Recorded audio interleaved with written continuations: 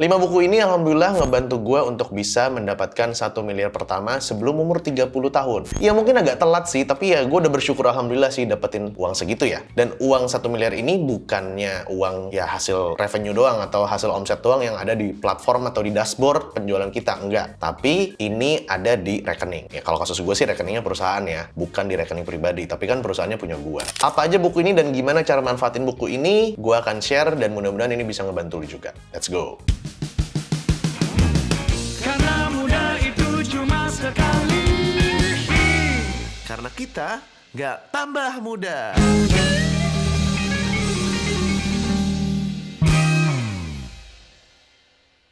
Balik lagi bareng gue Gut di Muda Cuma Sekali, karena kita nggak tambah muda. Selamat datang di Muda Cuma Sekali. Buat lo yang baru pertama kali ke channel ini ngebahas tentang gimana caranya menghasilkan uang dari sosial media sebagai content creator atau freelancer. Sesuai judul, gue akan sharing buku-buku yang menurut gue ngebantu diri gue mencapai ke nominal 1 miliar pertama sebelum umur 30.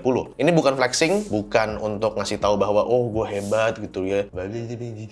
Kagak sama sekali. Tapi emang gue mau sharing aja dan mudah-mudahan ini cocok juga bukunya sama lo. Nah, kita langsung masuk aja ke buku yang pertama. Buku yang pertama adalah Rich Dad Poor Dad. Buku ini adalah buku klasik karangan Robert T. Kiyosaki. Walaupun gue nggak sepenuhnya setuju banget sama Robert T. Kiyosaki ya, tapi di buku ini lu belajar mindset tentang gimana caranya ngatur uang. Di buku ini yang paling gue suka adalah tentang pelajaran gimana kalau lu tuh dapetin uang, lu jangan beli liability atau barang-barang yang bisa mengeluarkan uang dari kocek lu. Contoh maksudnya liability itu seperti apa? Kebanyakan orang, zaman dulu gue juga sama kayak mayoritas orang-orang, kalau lu punya duit, akhirnya lu beli baju-baju distro. Zaman dulu gue ada distro ya masih ya. Beli pakaian, beli jam tangan, beli mobil, beli sepatu, beli apapun itu. Yang jatuhnya ujung-ujungnya adalah nggak ngasilin balik duit lu. Contoh kalau misalnya lu beli motor, beli mobil, banyak orang bilang, ya beli mobil sama beli motor itu adalah aset, nabung kasarnya. Tapi menurut buku ini, itu nggak nabung. Karena pada saat lu beli motor, lu malah keluar duit lagi. Satu, keluar duit untuk bensin. Kedua, keluar duit untuk servis motor. Ketiga, keluar duit pajak. Keempat, ada penyusutan. Karena kan harga motor keluar dari showroom aja langsung turun harganya. Tapi ada yang baru pendapat, beberapa temen gue bilang, kan gue beli motor untuk gue pergi ke kerja kantoran. Nah, Robert Kiyosaki ini ngajarin kalau kita punya uang, kita harus beli aset. Aset itu adalah sebuah benda atau sebuah instrumen yang bisa ngasilin uang kita kembali. Contoh, lu beli saham. Saham itu kan nanti bisa naik atau turun. Kalau naik, berarti ngasih lu uang lagi berupa capital gain. Atau beli properti, abis itu propertinya lu sewain. Kalau propertinya lu pakai buat tempat tinggal sendiri sih jatuhnya bukan aset ya, kalau menurut Robert Kiyosaki. Baca buku ini ngebuat gua untuk lebih berpikir jernih saat mendapatkan uang, gua harus alokasiin kemana, harus membeli apa. Sehingga gua selalu berpikir apa yang gua beli harus ngasih gua duit kembali. Mayoritas pembelian gua seperti itu. Contohnya, gua beli kelas, gua beli workshop, gua beli saham, beli reksadana, dan segala macamnya. Tapi ada yang gua nggak setuju dari buku ini, contohnya kalau lu orang yang kerja kantoran, terus lu biasanya pakai kendaraan umum, sampai rumah, terus lu capek, tepar, dan lain-lain, akhirnya lu membeli motor, tujuannya agar lu nggak capek lagi, buat lu bisa kerjain kerjaan sampingan. Gue masih setuju hal tersebut, walaupun motor itu dibilangnya liabilities. Karena ada faktor kenyamanan yang nggak bisa dilihat sebagai uang juga, yang bisa ngebantu lu untuk lebih produktif lagi. Jadi buku ini menurut gue nggak 100% bener juga, karena kalau lu kondisinya, lu ke kantor pakai motor, pulang lu lebih nyaman, bisa ngerjain lagi hal-hal yang lebih produktif lainnya untuk side job lu, ya go ahead. Buku yang kedua adalah The 4-Hour Workweek, karyanya Tim Ferriss. Gue nggak tahu ini ada bahasa Indonesia apa enggak, bisa lu cek sendiri ya. Setelah gue baca bukunya Robert Kiyosaki tentang gimana caranya punya uang, terus abis itu lu beli aset, pertanyaan selanjutnya kan adalah gimana cara mendapatkan uang yang banyak tersebut. Zaman dulu, pikiran gue ya jatuhnya kerja kantoran gitu ya. Kita kerja kantoran, dapetin gaji, pelan-pelan investasi.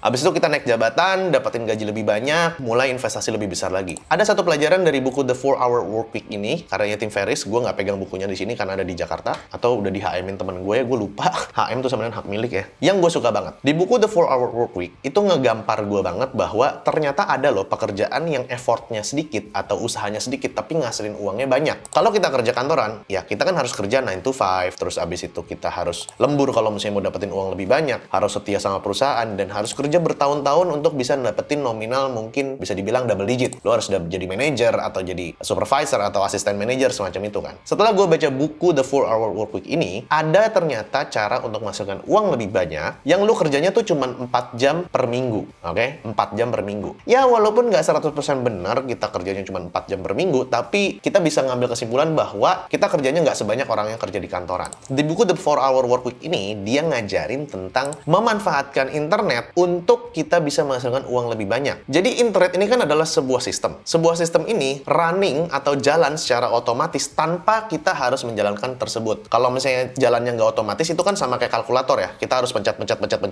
akhirnya menghasilkan angka. Tapi kalau internet ini, itu bisa jalan secara otomatis. Nah, kita diajarin gimana caranya memanfaatkan internet ini, sehingga membuat gue melihat adanya potensi peluang sebagai content creator. Akhirnya di tahun 2018, gue memulai bikin YouTube, dan di mana di YouTube tersebut memberikan gue AdSense. Walaupun sebenarnya AdSense nggak sebegitu besar pendapatannya, tapi secara otomatis si internet system ini membantu gue untuk meningkatkan traffic dengan konten-konten yang udah gue buat. Contohnya, di tahun 2018 gue bikin konten tentang 6 pertanyaan jebakan interview HRD. Sampai sekarang masih ditonton sama orang, dan makin banyak orang yang kenal sama gue setelah gue bikin konten tersebut. Itu semua karena internet kan? Jadi walaupun gue tidur, orang-orang tuh kesebar terus videonya dengan teknologi internet tersebut. Dengan fasilitas internet ini, gue bisa membangun personal branding gue dapetin endorse, dan gue akhirnya membuka usaha kelas online gue yang lo bisa cek link di deskripsi. Tapi ada satu yang diajarin buku ini yang belum bisa gue praktekin, yaitu earn in dollar, spend in peso. Atau kita menghasilkan uang berdasarkan dolar, tapi biaya hidup kita berdasarkan rupiah. Enak kan? Kalau lu dapetinnya dolar, terus lu keluarin duitnya di rupiah, lu bisa kaya mampus, kasarnya kayak gitu. Nah, sampai sekarang gue masih belum nemu celahnya gimana cara dapetin itu, tapi ya doain aja mudah-mudahan gue bisa dapetin celah tersebut. Buku yang ketiga yang gue suka banget, tapi nggak ada di sini, adanya di Jakarta, yaitu adalah buku Zero to One karangan Peter Thiel. Di level gue udah punya personal branding dan gue udah punya bisnis, gue baca buku Zero to One karyanya Peter Thiel. Di situ ada satu pelajaran yang bagus banget menurut gue tentang Peter Thiel. Peter Thiel ini adalah founder dari PayPal bareng Elon Musk dan lain-lainnya, serta dia juga orang yang berinvestasi di Facebook pertama kali. Satu pelajaran penting di buku Peter Thiel ini adalah kita kalau mau mulai sesuatu dalam bisnis atau dalam konten, coba mulai dari spesifik niche tertentu. Niche itu artinya pasar ya. Kalau kita jadi content creator, kita harus bahas satu topik tertentu yang spesifik. Dia ngasih contoh Amazon. Amazon itu awalnya dia jualan buku dulu. Setelah jualan buku, baru dia jualan CD, baru jualan yang lainnya, sampai merambah sekarang jual apapun yang ada di dunia ini, yang ada di bawah matahari. Buku ini ngasih pelajaran gue banget bahwa kalau kita mau membuat sesuatu, itu nggak bisa menargetkan market semua orang dulu, nggak. Tapi kita fokus dulu sama orang yang punya masalah tertentu, nanti baru pelan-pelan menjalar ke bidang-bidang yang lain. Itu yang gue suka dari buku Zero to One. Nah, gue nggak tahu buku Zero to One ini ada bahasa Indonesianya apa enggak. Coba aja lu cek di Gramedia atau di toko-toko buku lainnya. Tapi ini penting banget yang lu mau mulai bisnis atau mulai jadi content creator atau freelancer. Buku selanjutnya yang gue suka, yang keempat, adalah Thinking Fast, Thinking Slow. Ini adalah karya dari Daniel Kahneman. Buku ini tuh ngajarin kita tentang cara berpikir. Jadi di buku ini dijelasin bahwa otak kita itu terdiri dari dua bagian. Sistem 1 sama sistem 2. Sistem 1 itu adalah subconscious atau bawah sadar lah kita bilangnya. Sementara sistem 2 itu yang logisnya, bagian kita menggunakan orang bilang neocortex atau prefrontal cortex untuk mengambil sebuah keputusan. Buku ini ngajarin gue untuk lebih hati-hati dan lebih logis dan lebih objektif dalam mengambil sebuah keputusan di dalam bisnis. Di dalam buku ini sering banget dibahas tentang yang namanya cognitive bias. Cognitive bias itu adalah bias-bias pikir yang membuat kita itu jadi tidak objektif dalam mengambil sebuah keputusan. Gue udah lupa karena gue udah bacanya lama banget. Jadi kalau ada yang salah tulis di komen ya. Kalau misalnya cognitive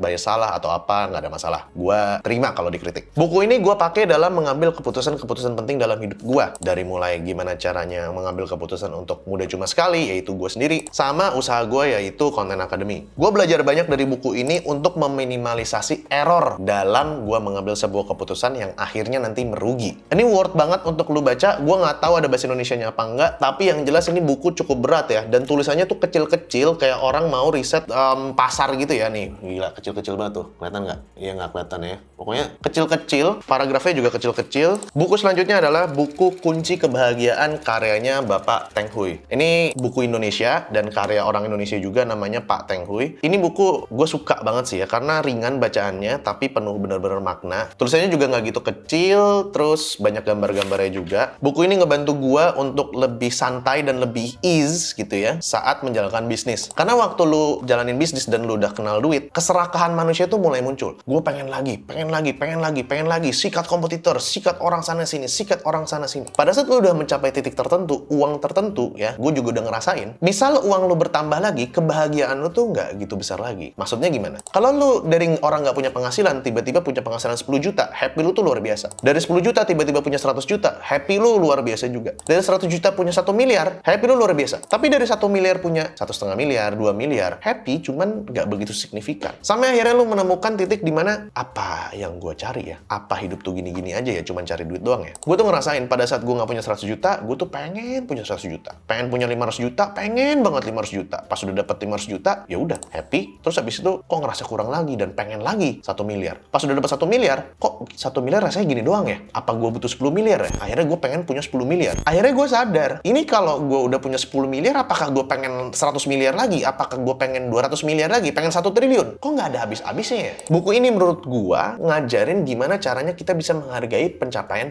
kita tanpa terlalu berpikir tentang nominal uang terus-terusan. Sehingga hidup kita lebih bahagia, berkecukupan, dan kita bisa punya family time yang banyak, dan sebagainya macamnya. Jadi buku ini menghindari kita-kita yang punya bisnis, yang udah mencapai ke titik tertentu, makin serakah ke depannya tentang uang. Wajib banget baca buku ini, biar lu nggak kapitalis amat dan nggak uang dulu. Itu dia 5 buku yang gue rekomendasiin lu baca, baik lu udah umur 20 atau umur 30, nggak ada kata telat untuk memulai, dan see you in the next video.